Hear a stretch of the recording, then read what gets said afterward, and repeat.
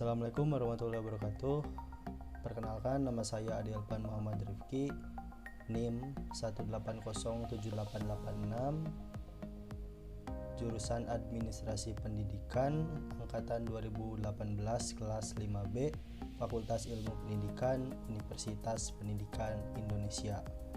Yang mana di sini saya akan menjawab pertanyaan dari tugas 4 atau tugas bab 4 tentang individu dalam organisasi dari buku Perilaku Organisasi dalam Pendidikan. Soal yang pertama yaitu apa yang dimaksud dengan persepsi dan bagaimana pengaruhnya terhadap perilaku seseorang. Baik, untuk persepsi sendiri dapat diartikan sebagai sebuah tanggapan atau penerimaan langsung dari sesuatu sebagai sebuah proses dalam diri seseorang untuk dapat mengetahui beberapa hal melalui panca inderanya. Dikutip dari tokoh Stephen Robbins bahwa persepsi dapat dipahami sebagai suatu proses yang ditempuh oleh individu untuk menafsirkan kesan-kesan indera mereka untuk memberikan makna bagi lingkungan mereka. Adapun persepsi ini merupakan perasaan takut dapat menjadi salah satu contoh. Nah, contoh dari persepsi sendiri. Nah, contoh kita bisa mengambil seseorang melihat pisau tajam yang diarahkan kepadanya. Nah, otomatis dari proses melihat tersebut, kemudian seseorang tersebut atau individu yang berkaitan atau yang melihat itu pasti dapat mengambil kesimpulan bahwa situasi yang dihadapinya itu merupakan situasi yang sangat menyeramkan karena individu lain yang ada di lingkungan dia itu membawa pisau, sehingga bisa saja seorang tersebut mempersepsikan bahwa seseorang tersebut ingin membunuh individu tersebut, atau mungkin ingin membunuh seseorang, atau mungkin berperilaku ke hal-hal yang lebih negatif lainnya seperti itu. Nah, adapun persepsi sendiri itu merupakan proses yang terjadi dalam diri individu ketika menanggapi lingkungannya melalui proses pemikiran dan perasaan yang kemudian menjadi dasar untuk mempertimbangkan perilakunya seperti itu. Dalam kajian ilmu perilaku organisasi sendiri ini, persepsi itu sangat penting untuk dikaji karena yang pertama itu perilaku setiap orang itu bersumber pada persepsi mereka tentang apa itu kenyataan atau realitas atau yang mereka rasakan, mereka lihat atau mereka alami. Nah, namun demikian itu bukanlah realitas yang sesungguhnya, karena balik lagi kepada maksud dari apa yang dia lihat itu sebenarnya. Nah, terus yang kedua, dunia sebagaimana dunia itu diamati adalah hal yang secara perilaku itu penting. Nah, selanjutnya adapun proses persepsi. Nah, proses persepsi ini terjadi apabila di suatu organisasi. Nah, itu seperti ini prosesnya. Subprosesnya itu yang pertama itu faktor eksternal atau lingkungan luar, yaitu stimulus sensual atau apa yang dirasakan. Nah, ada pula dari lingkungan fisik, contoh dari lingkungannya itu seperti suasana kantor atau mungkin lantai pabrik, misal semakin atas gedung semakin seperti apa gitu, atau misal di toko dan sebagainya, atau lingkungan sosial budaya itu contohnya gaya manajemen atau gaya organisasi yang diterapkan, terus nilai-nilai yang tertanam dalam organisasi tersebut itu seperti apa, atau mungkin dalam organisasi tersebut adanya diskriminasi atau senioritas. Nah, itu bisa menimbulkan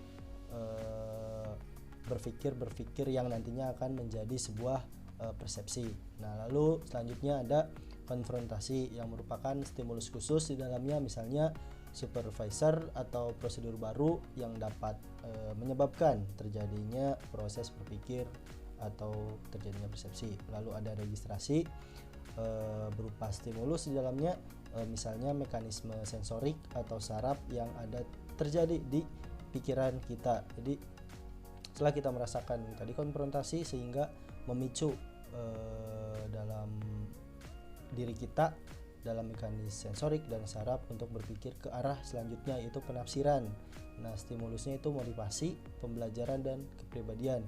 Bisa saja dari motivasi yang kita lihat atau dari kepribadian yang kita lihat, itu nantinya akan menghasilkan umpan balik yang merupakan ini buah hasilnya, yaitu contoh psikologis. Yang contoh yang tadi itu seperti melihat orang menggenggam pisau, maka kita langsung bisa berpikir bahwa oh ini orang yang jahat dan sebagainya.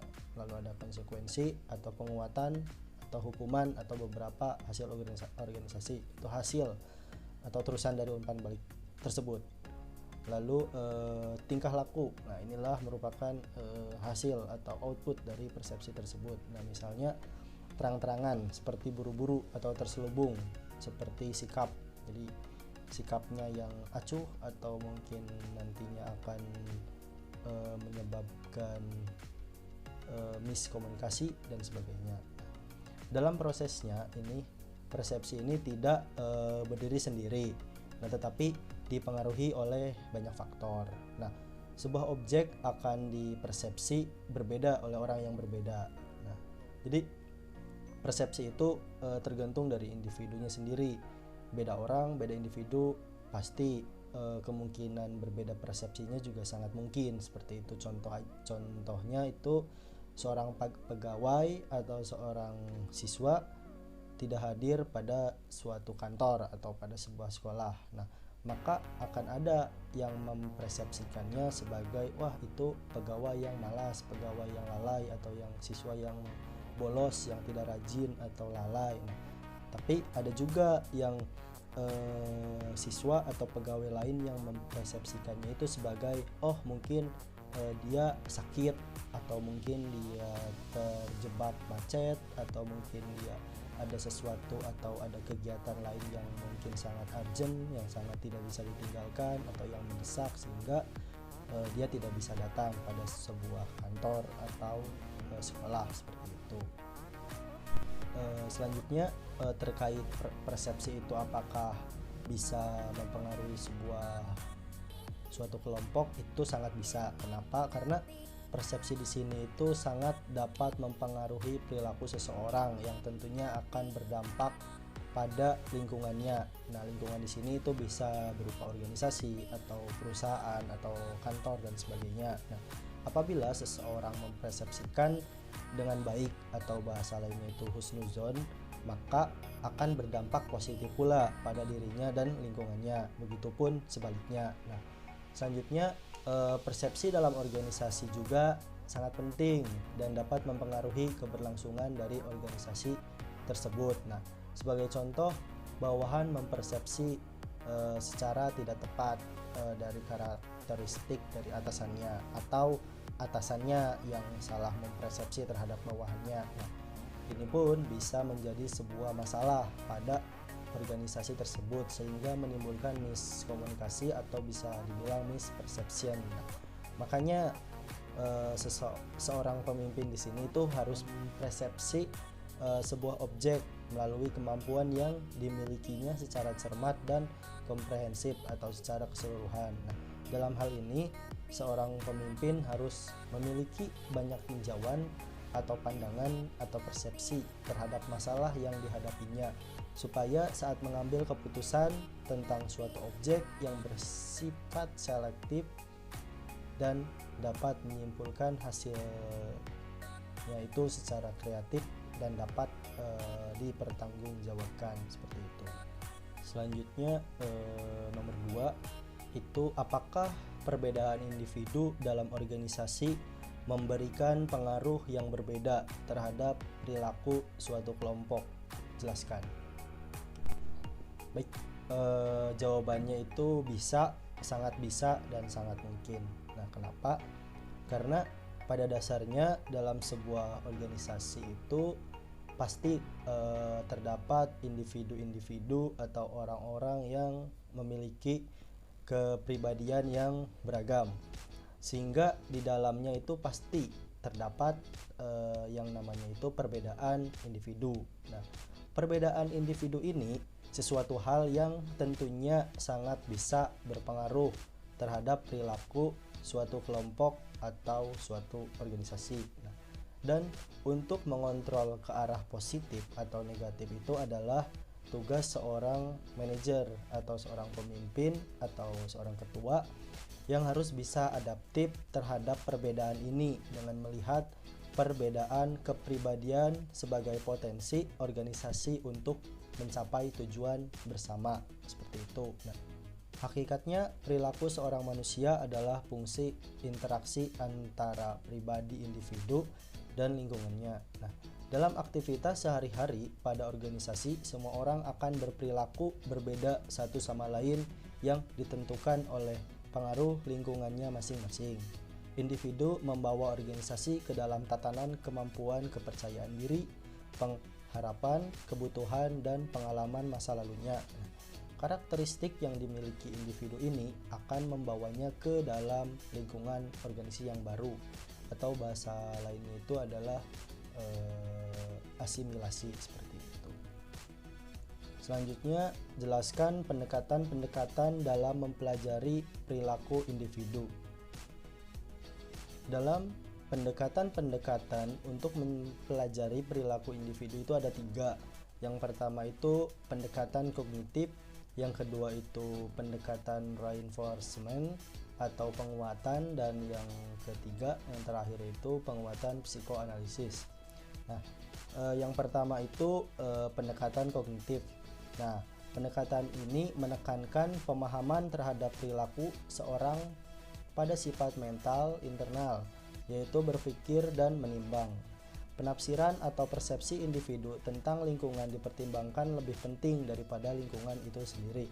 Nah, dalam pendekatan ini, perilaku dapat dikatakan timbul dari ketidakseimbangan pada struktur kognitif yang dapat menghasilkan berbagai persepsi tentang lingkungan, yaitu. Nah, dalam pendekatan ini pula, pengetahuan dan pengalaman individu itu merupakan proses mental yang disempurnakan dengan struktur kognitif yang ada atau yang ditetapkan. Nah, akibat dari ketidakseimbangan ini dalam struktur menghasilkan perilaku yang dapat mengurangi ketidaksesuaian dalam pendekatan ini. Nah, selanjutnya pendekatan reinforcement atau penguatan. Nah, pada pendekatan ini menguatkan pemahaman terhadap perilaku seseorang pada peranan lingkungan dalam kehidupannya. Lingkungan di sini itu dipandang sebagai suatu sumber yang dapat menghasilkan dan memperkuat dari respon perilaku individu itu sendiri. Nah, pendekatan reinforcement ini menyatakan bahwa perilaku ditentukan oleh lingkungannya. Nah, baik sebelum terjadinya perilaku maupun sebagai hasil dari perilaku. Nah, dalam pendekatan ini pula, lingkungan yang berada dalam diri individu ini mengundang suatu respon yang ditentukan oleh keturunan atau sejarah masa lalunya. Nah, sifat dari reaksi-reaksi lingkungan pada responden tersebut misalnya menentukan kecenderungan perilaku individu di masa yang akan datang, seperti itu. Nah, karena pada dasarnya teori reinforcement ini itu bersifat historis. Dalam hal ini, satu respon pada keadaan tertentu menjadi fungsi sejarah pada lingkungannya itu sendiri. Misalnya, bagaimana seringnya dan dengan cara apa respon dapat dihargai pada masa lalu. Dalam pendekatan ini, tidak ada perbedaan antara sadar dan tidak sadar. Aktivitas mental seperti berpikir dan berperasaan dapat diikuti dan menimbulkan perilaku yang terbuka. Dalam hal ini, kita dapat mengukur pengaruh lingkungan dan respon materi atau fisik yang dapat diamati lewat observasi langsung dengan pertolongan sarana teknologi yang ada. Yang terakhir itu ada pendekatan psikoanalitis, yang mana di sini menekankan pada peranan sistem personalitas dalam menentukan suatu perilaku. Lingkungan dipertimbangkan sepanjang interaksi terjadi. Nah, untuk dapat memuaskan dari keinginan si individu tersebut. Adapun perilaku itu timbul dari ketegangan yang dihasilkan oleh tidak tercapainya keinginan yang berasal dari ide masing-masing individu itu sendiri. Nah, dalam pendekatan psikoanalisis ini, keinginan dan harapan dihasilkan dalam ide dan kemudian diproses, dikerjakan oleh masing-masing individu. Nah, baru hasilnya ini perilaku dari keputusan tersebut, yaitu tentang bagaimana memuaskan keinginan dan hambatan dari perilaku manusia. Seseorang dapat menjadikan suatu penentu yang relatif penting bagi perilakunya. Yang terakhir, apa yang dimaksud dengan multiple intelligence dan bagaimana pengaruhnya terhadap perilaku individu dalam organisasi. Multiple intelligence atau kecerdasan majemuk merupakan istilah yang digunakan untuk menjelaskan sejumlah kemampuan yang dimiliki oleh manusia atau individu dalam bentuk pikiran dan tindakan. Kajian mengenai kecerdasan lebih banyak ini dilakukan oleh para ahli terkhusus di bidang psikologi. Kecerdasan majemuk ini merupakan kecerdasan ganda yang dimiliki oleh seorang individu. Manusia tidak hanya memiliki kemampuan atau keahlian dalam satu bidang saja, tetapi juga sangat memungkinkan memiliki kemampuan atau keahlian dalam berbagai bidang. Banyak penelitian yang dikembangkan mengenai teori ini atau multiple intelligence ini, misalnya saja seorang karyawan memiliki kemampuan bagus dalam linguistik, ternyata memiliki kecerdasan pula dalam interpersonal. Identifikasi karakteristik pekerja semacam ini sangat bagus diterapkan dalam sebuah organisasi yang menuntut pekerjaan yang baik. Multiple intelligence ini sangat berpengaruh terhadap perilaku individu dalam organisasi. Karena adanya individu yang memiliki kemampuan atau keahlian lebih dari satu bidang, maka akan membuat sebuah suasana baru dalam kelompok organisasi dan tentunya akan membawa organisasi tersebut ke arah yang positif, tentunya dalam keefektivitasan pekerjaan. Sebuah contoh, seorang anggota yang ada pada bidang personalia memiliki keahlian dalam interpersonal dan mempunyai keahlian linguistik pula. Sehingga pada saat melaksanakan penilaian atau pengembangan sumber daya organisasi, maka dia akan lebih maksimal memberikan instruktur dan arahan yang sesuai seperti itu. Dan selanjutnya ini merupakan ada gambar atau macam-macam multiple intelligence atau kemampuan majemuk yang dikemukakan oleh tokoh yaitu Howard Gardner. Nah, yang pertama itu ada kecerdasan bahasa, tentunya memiliki kecerdasan dalam berbahasa, dalam berkomunikasi. Lalu ada kecerdasan dalam logika atau berpikir, lalu ada kecerdasan dalam gambar atau berimajinasi visual, lalu ada kecerdasan dalam tubuh, baik itu mungkin lebih ke kesenian, misal nari itu, lalu ada kecerdasan musik, bermain alat musik, mengenal nada dan sebagainya, lalu ada kecerdasan bergaul atau interpersonal, lalu ada kecerdasan diri intrapersonal, dan ada kecerdasan alam atau lebih spiritual seperti itu. Sekian dari saya, terima kasih. Wabillahi taufiq wal hidayah. Assalamualaikum warahmatullahi wabarakatuh.